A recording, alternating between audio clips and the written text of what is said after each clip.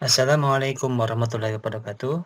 Kita berjumpa lagi pada mata kuliah geometri dan kali ini kita masuk pada pertemuan yang kelima. Video ini adalah bagian yang pertama dari pertemuan yang kelima. Kita namakan pertemuan 5.A dan kita akan membahas materi terkait dengan konsep segitiga dan juga beberapa teorema sudut yang berkaitan dengan segitiga.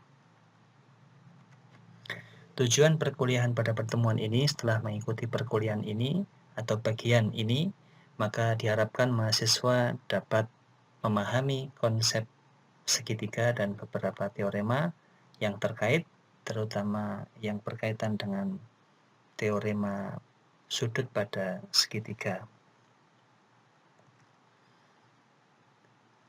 Baik, kita mulai dari definisi segitiga. Definisinya dalam bahasa Inggris kita baca bersama. Sebuah segitiga disimbolkan dengan simbol seperti ini. Segitiga adalah gabungan union dari 3 segmen garis yang ditentukan oleh 3 titik yang non-kolinier. Nah, non-kolinier itu apa? Non-kolinier adalah tidak segaris. Jadi untuk mengkonstruksi suatu segitiga, maka pada sebuah bidang kita tentukan 3 titik yang dia non-kolinier atau tidak segaris. Tentu saja kalau posisinya kolinier, maka kita tidak bisa mengkonstruksinya menjadi sebuah segitiga.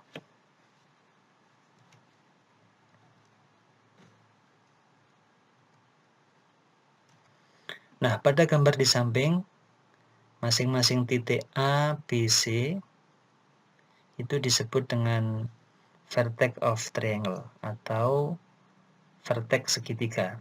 Dalam bahasa yang kita kenal mungkin bisa kita sebut sebagai titik sudut segitiga A, B, C. Kemudian segmen-segmen AB, kemudian BC dan AC disebut sisi-sisi segitiga ABC atau side of triangle ABC. Kemudian kita lihat di sini titik D, E, dan F masing-masing memiliki kedudukan terhadap segitiga ABC. Untuk titik D berada di interior segitiga ABC atau terletak di dalam segitiga ABC. Kemudian titik E terletak pada segitiga ABC. Kita lihat posisinya, E tentu saja terletak pada side atau sisi segitiga, sehingga kita katakan titik E terletak pada segitiga ABC. Kemudian titik F berada di luar atau di sini dikatakan titik F terletak di eksterior segitiga ABC.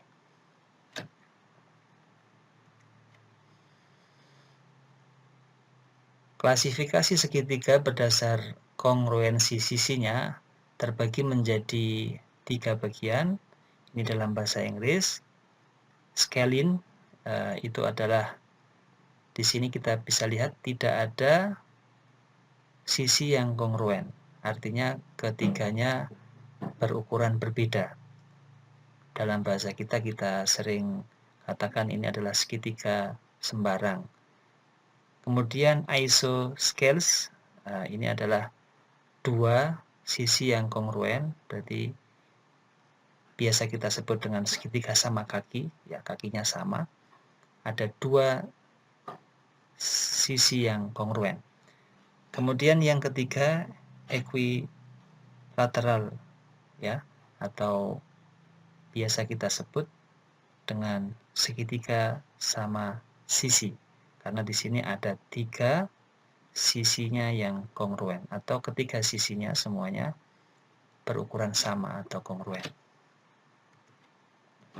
Kemudian klasifikasi segitiga berdasarkan sudutnya atau besar sudutnya, maka yang pertama disebut dengan acute angle atau segitiga lancip, artinya semua sudutnya lancip, berarti di bawah 90 derajat ya, tentu saja positif dan di bawah 90 derajat.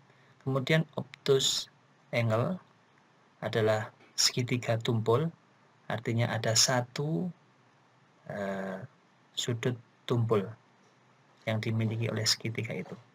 Karena kalau 2 atau bahkan 3 itu tentu tidak mungkin ya. Nanti ada teorema yang menyatakan bahwa jumlah besar sudut sebuah segitiga adalah tepat sama dengan 180 derajat.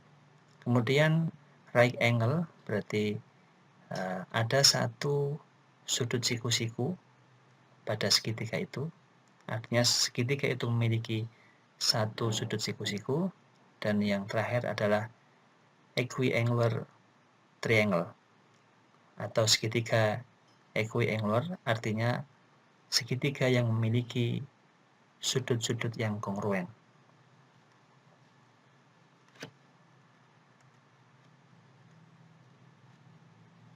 Nah, kita akan melihat beberapa pengertian sudut interior dan juga sudut eksterior suatu segitiga. Dari gambar di samping ini, di sini ada segitiga ABC. Untuk memudahkannya, sudut A saya namai sudut 1 atau saya beri nomor 1 di sini. Berarti sudut A sama dengan sudut 1 di sini. Kemudian sudut B-nya saya beri nomor 2 atau sudut 2. Berarti sudut B sama dengan sudut 2. Kemudian sudut C-nya sama dengan sudut 3. Nah, masing-masing sudut 1, sudut 2, dan sudut 3 adalah sudut interior segitiga ABC. Jadi sudut 1 atau sudut A atau boleh disebut sudut BAC, kemudian sudut 2 atau boleh disebut sudut B atau boleh juga sudut ABC, kemudian sudut 3 dalam hal ini sama dengan sudut C atau boleh kita sebut sudut A, C, B, itu adalah sudut-sudut interior atau sudut dalam segitiga ABC. Kemudian jika kita perpanjang sisi segitiga itu seperti ini, jadi saya perpanjang sisinya, maka di sini ada sudut 4, sudut 5, di sini ada sudut 6 dan sudut 7. Jadi saya ambil 2 contoh aja yang sini tidak saya perpanjang. Maka sudut 4, sudut 5, sudut 6, dan sudut 7 itu adalah sudut eksterior segitiga ABC. Kemudian sudut 6 dan sudut 7 disebut sudut eksterior yang adjacent atau bersisian dengan sudut 3. Anda tentu masih ingat definisi atau letak dari sudut yang saling adjacent atau bersisian. Tentu saja di sini sudut 4 dan sudut 5 itu adjacent atau bersisian dengan sudut 1. Sehingga bisa kita sebut juga sudut 6 dan sudut 7 adalah sudut eksterior yang tidak bersisian dengan 1 dan 2 ya. Atau kita ulangi, sudut 6 dan sudut 7 adalah sudut eksterior yang tidak bersisian dengan sudut interior 1 dan 2. Begitu pula sudut 4 dan 5 adalah sudut eksterior segitiga ABC yang tidak bersisian dengan 2 dan 3. Jadi sudut 4 dan 5 tadi eksterior yang bersisian dengan 1 namun tidak bersisian dengan 2 dan 3. Sudut 6 dan 7 sudut eksterior yang bersisian dengan 3 namun tidak bersisian dengan 1 dan sudut 2. Selanjutnya kita akan membahas beberapa teorema yang terkait dengan segitiga atau khususnya sudut pada segitiga. Teorema yang pertama di sini dinamakan dalam referensi kita teorema 2.4.1. Bunyinya adalah dalam sebuah segitiga jumlah dari ukuran-ukuran sudut interiornya adalah sama dengan atau sebesar 180 derajat. Jadi segitiga apapun itu, jenis segitiga apapun, maka jumlah dari ukuran-ukuran ketiga sudut interiornya selalu tepat sama dengan 180 derajat. Nah, buktinya kita akan lihat di sini.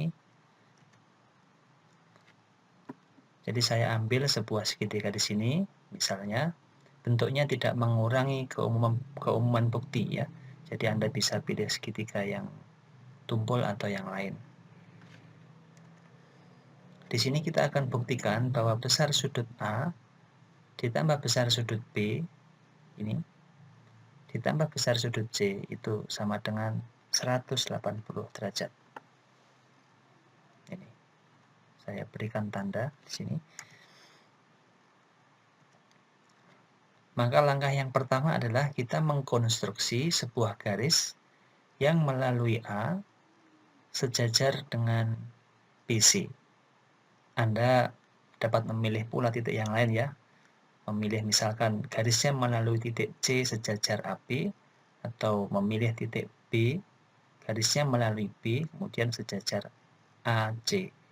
Dalam pembuktian kali ini saya memilih titik A, dan nanti garisnya sejajar BC. Jadi seperti ini, misal saja nama garis yang melalui A tadi, dan sejajar BC kita sebut garis DE. Alasannya yang berwarna merah ini. Jadi melalui sebuah titik D ini ya, kurang I, di luar garis dapat dibuat sebuah garis sejajar. Garis yang diberikan ya. Kemudian ini Anda bisa lihat nanti atau Anda cek di postulat yang bernomor postulat 10 ya. Bukti di sini kita gunakan bukti langsung, saya lupa menyampaikan tadi, dan saya menggunakan narasi ya, tidak menggunakan tabel. Anda boleh juga menuliskannya dalam bentuk tabel 2 kolom statement atau pernyataan dan kolom reason atau alasan. Nanti tinggal memindahkan saja yang berwarna biru ini sebagai pernyataan dan yang berwarna merah ini sebagai reason atau alasan. Baik, karena DE sejajar BC, maka ya tentu saja nanti sudut 1 ini nanti ya posisinya dalam berseberangan dengan sudut B. Dan sudut 2 ya, 2 yang ini ya, EAC ini, satu tadi adalah DAB, boleh kita sebut begitu. Posisinya adalah dalam berseberangan dengan sudut C. Nah, kita memiliki teorema ya bahwa jika dua garis ini kurang ya ini ya, jika dua garis sejajar mestinya ya. Jika dua garis sejajar ya, begitu, nanti silakan ditambahkan, dipotong suatu transversal atau garis transversal, maka sudut-sudut dalam berseberangannya kongruen. Sehingga sudut 1 di sini kongruen dengan sudut B dan sudut 2 kongruen dengan sudut C, karena 1 dan B kemudian 2 dan C adalah posisinya letaknya dalam berseberangan. Jadi alasannya sudah saya tuliskan di sini, cuma tambahkan di sini garis sejajar ya.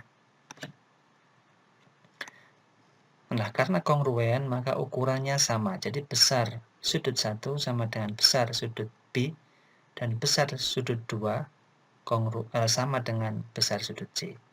Tentu saja alasannya adalah definisi dua sudut yang kongruen.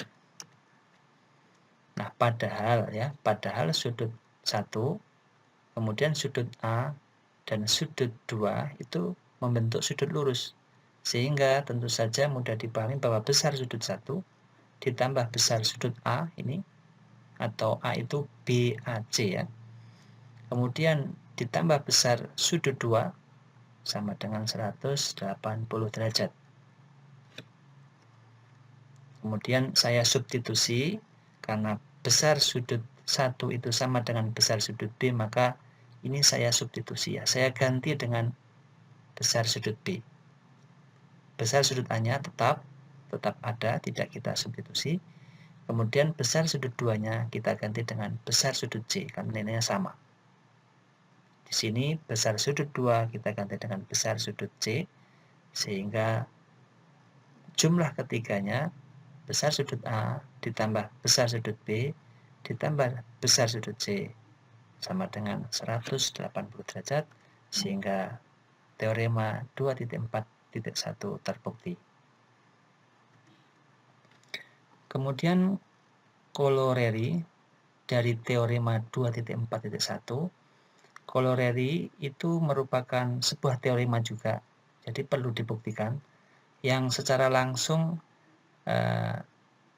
dapat diturunkan dari teorema sebelumnya ya, atau bisa dikatakan teorema yang merupakan akibat langsung dari teorema. Dalam hal ini teorema 2.4.1. Jadi corollary di sini adalah merupakan teorema yang merupakan atau yang diturunkan secara langsung atau akibat langsung dari teorema 2.4.1. Corollary yang pertama 242 berbunyi masing-masing sudut dari segitiga equiangular adalah ukurannya 60 derajat. Kita masih ingat bahwa definisi segitiga equiangular adalah ketiganya kongruen, sehingga mudah saja dibuktikan kalau jumlahnya ketiganya 180 derajat, maka masing-masing tentunya adalah 60 derajat. Kemudian corollary yang berikutnya 2.4.3, sudut ya, ini ya, sudut-sudut lancip dari segitiga siku-siku itu saling berkomplement ya. Jadi kalau ada segitiga siku-siku, maka di sana ada satu buah sudut siku-siku dan duanya pasti lancip ya. Maka yang dua ini pasti berkomplement. Jadi karena ini mudah dibuktikan, maka kita jadikan sebagai latihan, dan tentunya saya harap mahasiswa kalian bisa mencobanya. Kemudian corollary yang berikutnya 244, jika dua sudut dari sebuah segitiga adalah kongruen dengan dua sudut segitiga yang lain, maka sudut-sudut yang ketiganya adalah tentu saja juga kongruen. Ini juga mudah dibuktikan sehingga kita jadikan sebagai latihan. Anda nanti bisa ambil contoh misalkan segitiga ABC, kemudian ada juga segitiga PQR, ya, sudut A-nya kongruen dengan sudut P, sudut B-nya kongruen dengan sudut Q, maka untuk membuktikan bahwa sudut C kongruen dengan sudut R itu tentu tidak sulit ya. Kemudian corollary yang berikutnya 245, ukuran-ukuran sudut eksterior dari sebuah segitiga adalah sama dengan jumlah dari ukuran-ukuran dua sudut interior yang tidak bersisian atau non-adjacent. Saya ulangi, jadi ukuran sudut eksterior suatu segitiga adalah sama dengan jumlah ukuran dua sudut interior yang tidak bersisian atau non-adjacent. Nah, ini kita akan lihat pada slide berikutnya.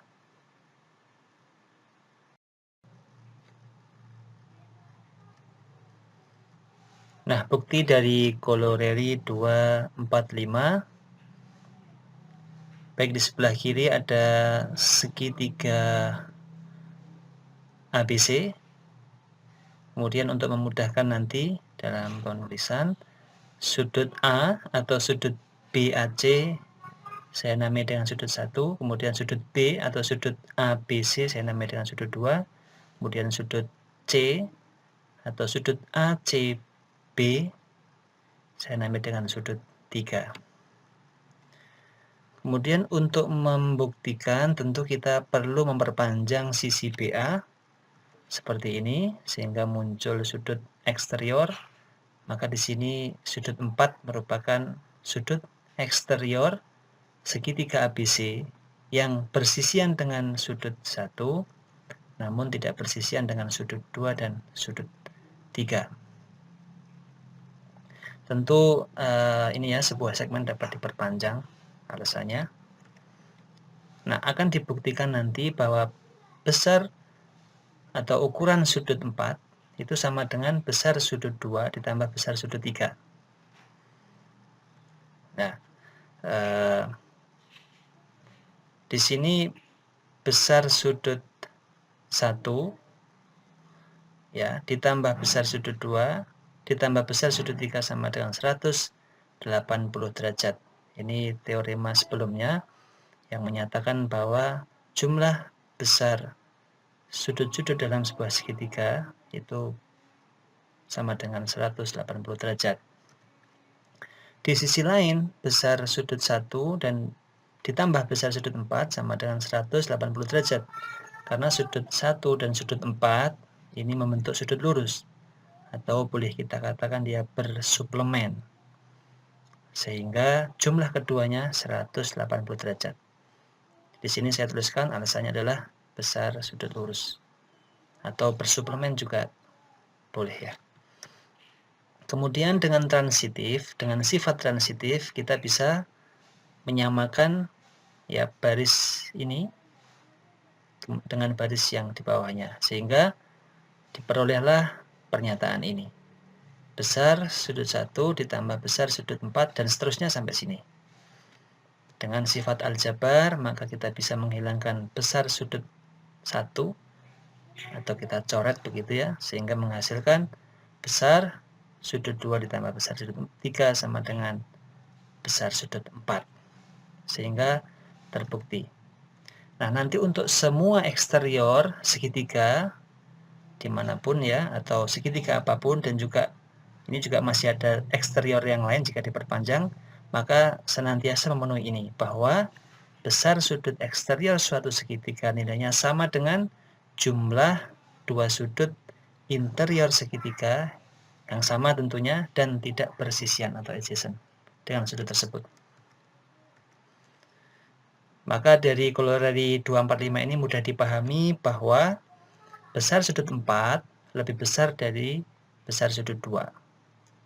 Ini kebetulan jelas ya, kelihatan tumpul, tapi nanti untuk segitiga yang lain pun sama berlaku bahwa besar sudut eksterior itu lebih besar dari besar sudut interior yang tidak bersisian dengannya. Jadi di sini besar sudut 4 lebih besar besar sudut 2 dan juga besar sudut 4 lebih besar besar sudut 3. Karena tadi besar sudut 4 adalah sama dengan besar sudut 2 plus besar sudut 3 sehingga mudah dipahami bahwa berlaku ini ya. Nah, ini sudah saya sebutkan tadi bahwa ini berarti ukuran sudut eksterior suatu segitiga lebih besar dari ukuran sudut interior segitiga tersebut yang tidak bersisian dengannya. Demikian yang bisa saya sampaikan pada kesempatan ini. Terima kasih atas perhatiannya. Assalamualaikum warahmatullahi wabarakatuh.